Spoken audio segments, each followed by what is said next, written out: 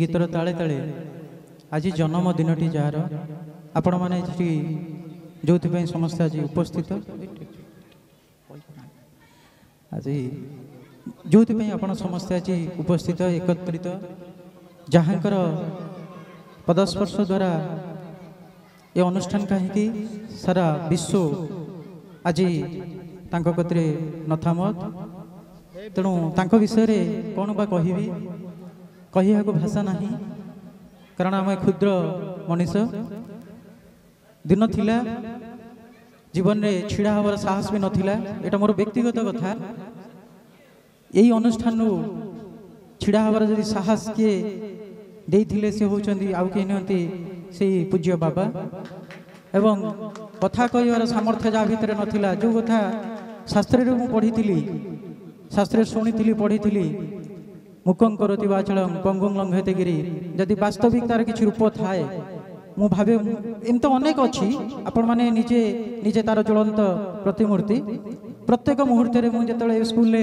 कार्यरत थिली तांकर ए जो कथा माने कहि भाषा भी पाएनी प्रत्येक कथा एवं शिशु सुलभ गुण रे से भली कथा कहती से अंतर को एते छुए तांको गाली रे भी एते मधुर जोटा आपण जानिचंती वचनं मधुरम अधरम मधुरम ये जो कथा प्रकृत रे तांको देखिबे तांको कथा एते हृदय स्पर्शी एते अंतर को छुए तांको गाली भी एते मधुर हेई पारे तांको गाली जे सुनिची से जानिची हमर प्रथम अनुष्ठान जेतो बळे स्कूल कार्यक्रम प्रथम फंक्शन थिला मु सेतो बळे थिली एवं प्रथम फंक्शन ने बाबा इटी बसतांती ई जगह रे बसतांती आमे निवेदन जो अतिथि माननकु निमंत्रण करिया को विलंब होइतिला बाबा बहुत मते सेतो बळे गाली देथिले कहले योटा पिला निमंत्रण करा का जाए जना नहीं मत आसी पचार निमंत्रण करी कि ना एवं से समय एक अलौकिक घटना मुझे निजे देखी पर किसी सूचना देवी से विषय निजे देखी आश्रम आप घोड़ाटी को देखी थे मो अंगे लिवा कथा मुझे देखी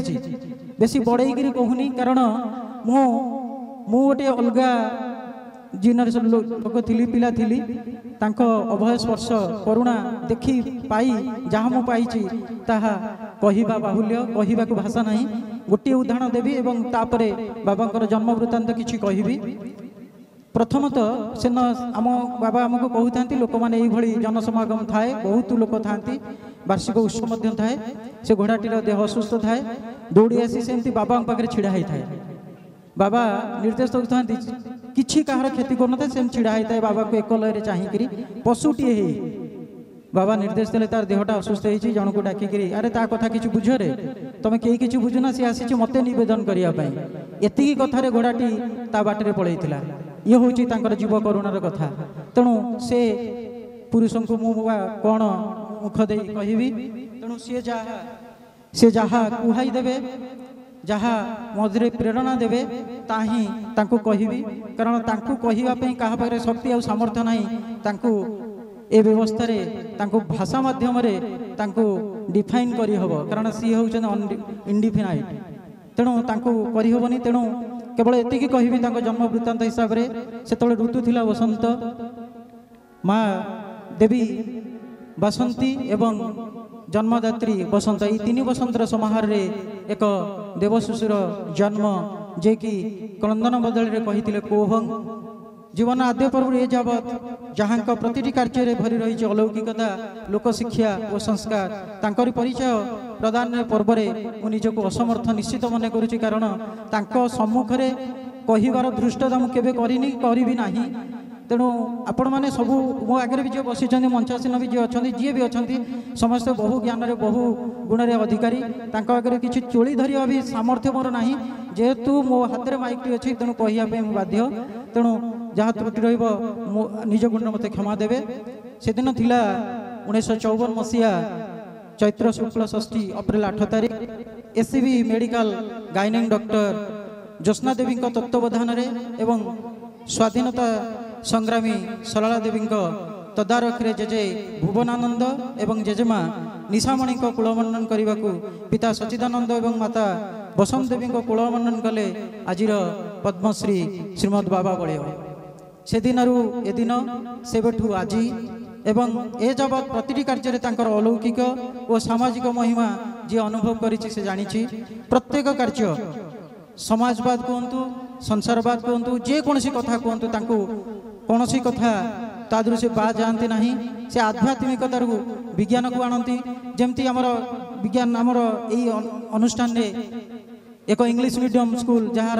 नाम परिकल्पना करथिले बाबा ज्ञान विज्ञान विद्यालय से तार सौ महिबार महिमा मंडित तेणु यही अनेक कथा आपण माने मोठारू समस्ते एठी जे उपस्थित अछंती जे नाहाती समस्ते जानिछंती तेणु तांको विषय रे मोर कहिबार दृष्टता मु किछि रखिबिनी तेणु आज दिवस मुख्य तात्पर्य हूँ जन्म दिवस तो आम सबुदिन पालन करुचे 2013 मसीह आमर गोपाल भाई तत्वावधान में यही दिवस टी एक अविस्मरणीय दिवस एवं समस्त एक संस्कार दिवस समस्त एक मूल्यवान दिवस रूपे परिपालन करने से दिन ठार आज पर्यंत युव संस्कार निशामुक्त युव संपर्क दिवस रूपे आम पालन करुचु तेणु तांकर आशीर्वाद को कामना करी तेणु समस्ते आज यही दिन को आम आटलिस्ट निजे निशामुक्त रहिबा सहित समस्ते केंद्र विश्व से निशामुक्त हम समस्ते संकल्प नवा से अवसर रे वर्तमान आमर मैं समय को अतिक्रांत करी ना वर्तमान बाबा को निवेदन रखी से किछि आपण मान उद्देश्य रे किछि आशीर्वाद प्रदान करेंगे वर्तमान आशीर्वाद प्रदान करेंगे बाबा।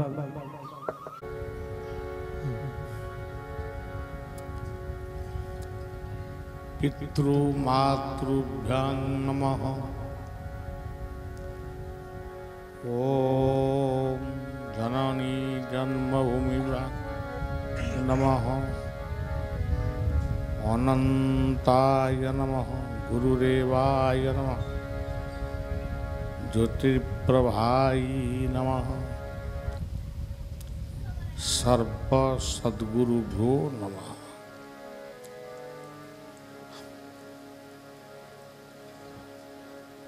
आज ये दिनटी सकाळ प्रभात सबु वर्ष आसे एवं किछि किछि कार्यक्रम करा जाए। ये जो कार्यक्रमटी अनुष्ठित होउची ये कार्यक्रमटी अप्रैल 14 पर्यंत चलिबो। विभिन्न स्थान रे यह करा जाए। अप्रैल 8 रु चैत्र शुक्ल षष्ठी पर्यंत। तेरे मोर सबुबले गोटे इच्छा जन्मदिन माने पितृमातृ पूजन भाई भौणी समस्ते मिसिकिरी एकत्र भोजन आउ गुरु गोविंदंकर कथा चिंतन यही सब कथा हला जन्मदिन कथा। आजिकाली जमती गोटे जन्मदिन सब पालन करुचंती सेगुड़िक टिके मते ठीक लगे। जन्मदिन माने आमे जहाँक कोଳରେ प्रथमे जन्म हेले सी होउचंती माँ एवं जन्मभूमि। द्वितीय जी आमर दायित्व वहन कले सी होउचंती बापा एवं आमर आमको बंचई रखिले आमर निश्वास।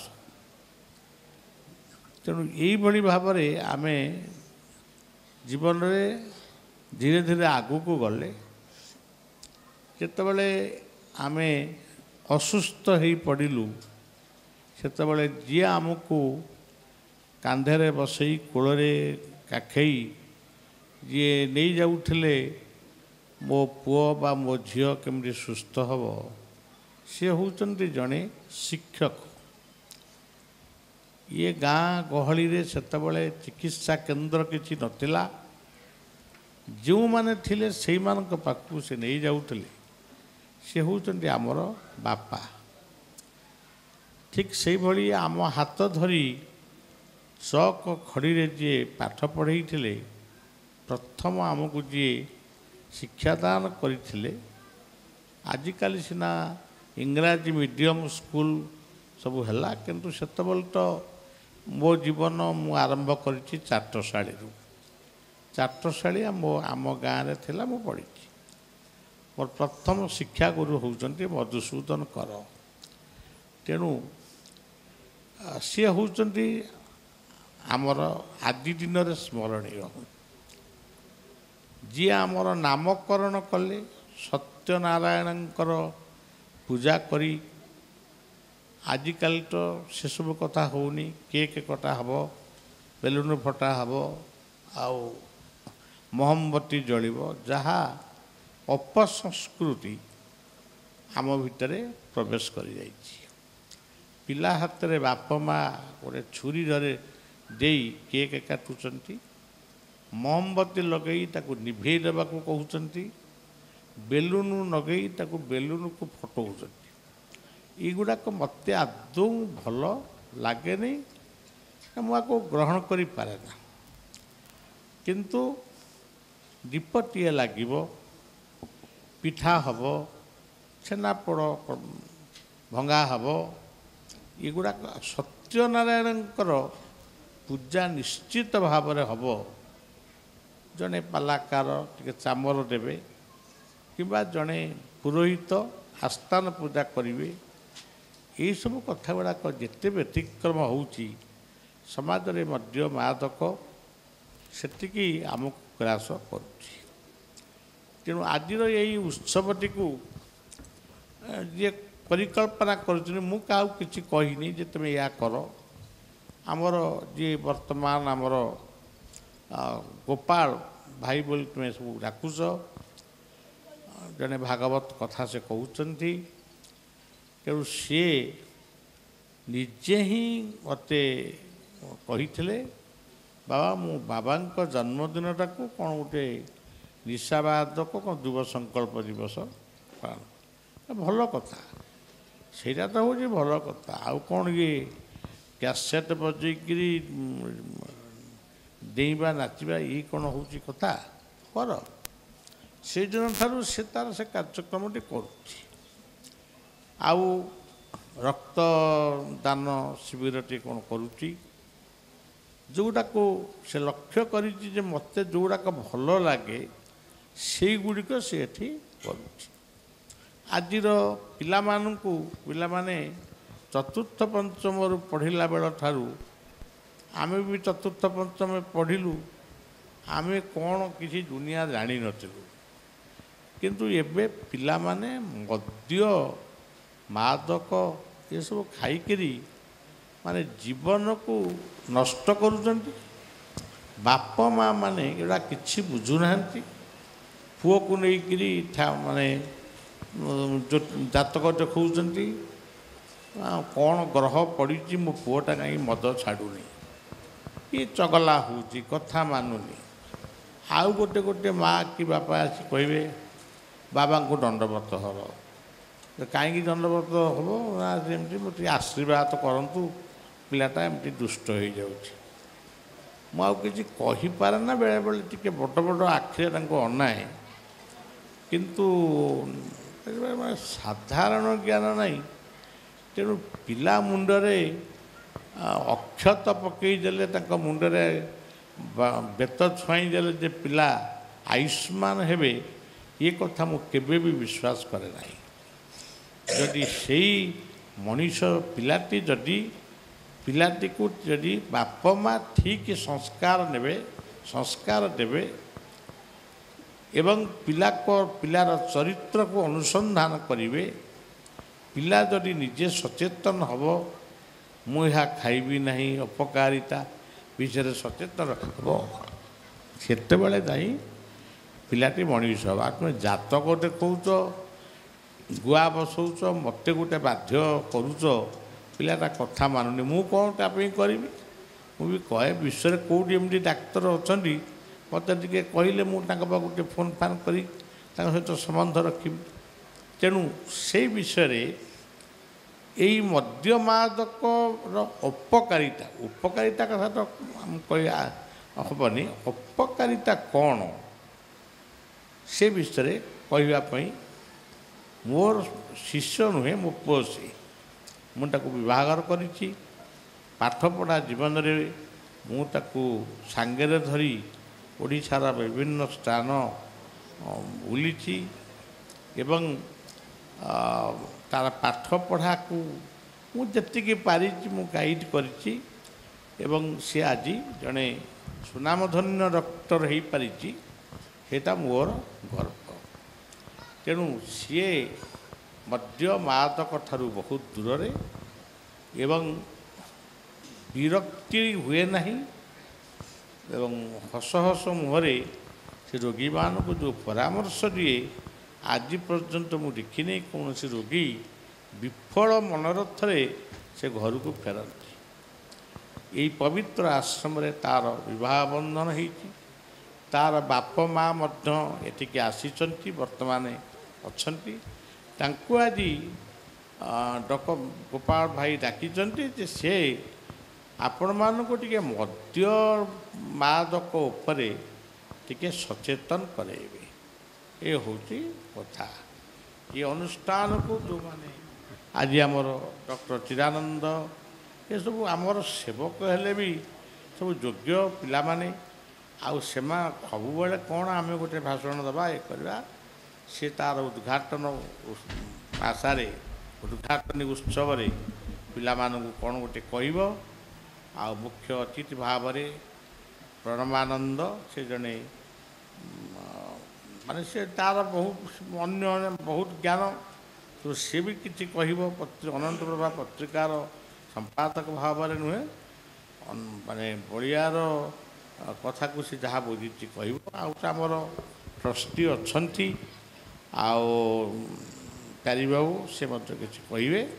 କିନ୍ତୁ ଏ ତ କାହିଁକିନା ଅନ୍ୟମାନଙ୍କୁ ଡାକିଲେ ସେ ସବୁ ଲମ୍ବା ଲମ୍ବା ଭାଷଣ ଦେଇକି ଏତେ ବୋର୍ କରନ୍ତି। ମୁଁ କହିଲି ଆମ ପିଲାମାନଙ୍କୁ ତ ଅନ୍ୟମାନେ ଡାକୁଛନ୍ତି, ତୁ ଗୋପାଳ କାହିଁକି ଅନ୍ୟମାନଙ୍କୁ ଡାକିବୁ? ତୋରି ଭାଇମାନଙ୍କୁ ତୁ ଡାକୁନୁ, ସେମାନଙ୍କ ଭିତରେ ଯୋଗ୍ୟ ଅଛନ୍ତି। ତେଣୁ ସେ ଯାହା ହଉ, ଏଇ ଯେଉଁ ନିର୍ମଳ ବାବୁ ଯିଏ ସଭା ପରିଚାଳନା କରୁଛନ୍ତି, ସିଏ ମଧ୍ୟ ମୋର ଅତ୍ୟନ୍ତ ପ୍ରିୟ ପୁତ୍ର। ମୁଁ ତାଙ୍କୁ ଶିଷ୍ୟ ଭାବରେ ଗ୍ରହଣ କରେ ଏବଂ ତାଙ୍କର ଅନୁଭୂତି ଏବଂ ତାଙ୍କର ସେ ଯେତିକି ଏଠି କହିଲେ, ସେସବୁ ଅକ୍ଷୁର୍ଣ୍ଣ କଥା, ଦରଦୀ କଣ୍ଠର ଭାଷା। ତେଣୁ କିଏ କ'ଣ ପାଇଛି ମୁଁ ଜାଣିନି, ମୁଁ କାହାକୁ କେତେ ଭଲ ପାଏ ନ ପାଏ ମୁଁ ମଧ୍ୟ ଅନୁଭବ କରିପାରିନି। ରସଗୋଲା ତା ବର୍ଣ୍ଣନା ସେ କରିପାରିବନି। ତେଣୁ ସେମାନେ ତାଙ୍କର ଯାହା ଉପଲବ୍ଧି କରିଛନ୍ତି, ସେଇ କଥା ତାଙ୍କ ମୁହଁରୁ ଶୁଣିଲେ ମୁଁ ଅତୀତକୁ ମନେ ପକାଉଛି। ପ୍ରକୃତରେ ମୁଁ କ'ଣ ସେଇଆ? ତେଣୁ ଏମିତି କେତେ ଗୁଡ଼ାକ ବର୍ଷ ମୋତେ ହେଇଗଲାଣି। କେବେ ସେଇ ଯେଉଁ ଗୀତଟି ପଢ଼ିଲେ, ସେ ହେଉଛନ୍ତି ଅଦ୍ୱୈତାନନ୍ଦ ବ୍ରହ୍ମଚାରୀଙ୍କର ଗୀତ। ସେ ଲେଖିଥିଲେ ଆଜି ଜନ୍ମଦିନଟି ଯାହାର, କିନ୍ତୁ ସିଏ ଆଉ ଆଶ୍ରମର ଅନ୍ତେବାସୀ ହେଇକି ନାହାନ୍ତି। ସେଇଟା ହେଉଛି ମୋ ପାଇଁ ଦୁଃଖ। ଗୀତଟିଏ ଲେଖିଛନ୍ତି, ବୋଲା ହେଉଛି, କିନ୍ତୁ ସେ ଆଶ୍ରମର ଅନ୍ତେବାସୀ ନାହାନ୍ତି। ତେଣୁ ଏଇ ହେଉଛି ମଣିଷର କ୍ରମ ଆଉ ବ୍ୟତିକ୍ରମର କଥା। ହଉ, ମୁଁ ଆଜି କିଛି କହିବାକୁ ଚାହୁଁନି। ଯେଉଁମାନଙ୍କର ପରାମର୍ଶ ଆଜି ଆପଣମାନେ ଶୁଣିବେ, ତାକୁ ଟିକେ ତୁମ ମୁଣ୍ଡ ଭିତରେ ରଖିକିରି ତାକୁ ଟିକେ ମନେ ରଖ ଏବଂ କାର୍ଯ୍ୟରେ ପରିଣତ କଲେ ଆମର ଏଇ ଯେଉଁ ସଂଗ୍ରାମ ନିଶ୍ଚିତ ଭାବରେ ସଫଳ ହେବ। ଜୟ ଗୁରୁ, ଜୟ ଜଗନ୍ନାଥ।